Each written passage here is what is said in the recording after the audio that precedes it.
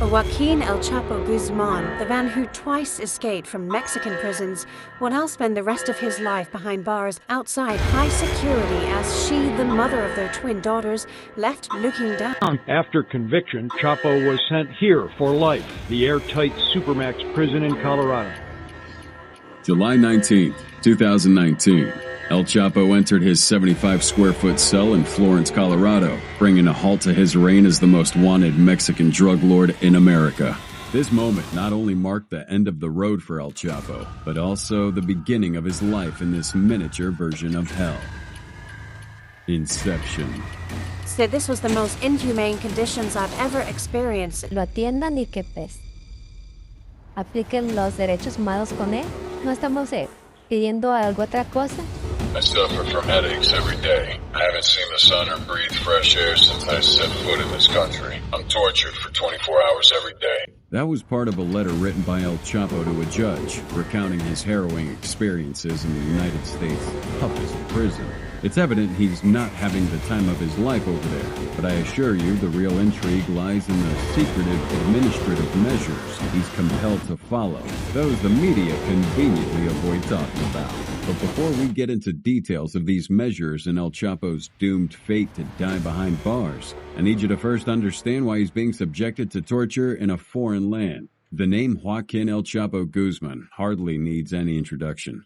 Back in the 90s, El Chapo was one of the greatest drug lords of all time, after Pablo Escobar, of course. These two infamous drug lords dominated the narcotics trade in different eras. Escobar was a more charismatic kingpin who didn't shy away from the media, but El Chapo was a bit more cunning, operating in the shadows. In Mexico, his cartel empire raked in $3 billion annually. He co-founded the infamous Guadalajara cartel. However, after the death of DEA agent Enrique Camarena Salazar by Mexican sicarios, El Chapo exploited the chaos to ascend in rank within the cartel. That prompted Felix Gallardo, during a summit of all top drug lords in Mexico at that time, to appoint El Chapo and Ismael El Mayo Zambada as the leaders of the Sinaloa cartel. However, down the line, he orchestrated two of the most mind-blowing prison escapes of the 21st century.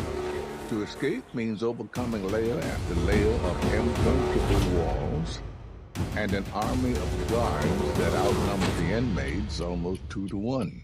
The first escape is a scene out of a fictional movie, but when it comes to this man, anything's possible. January 19th, 2001. El Chapo escaped one of the most secure prisons in Mexico. The crazy part is, he accomplished that with the help of prison guards and workers.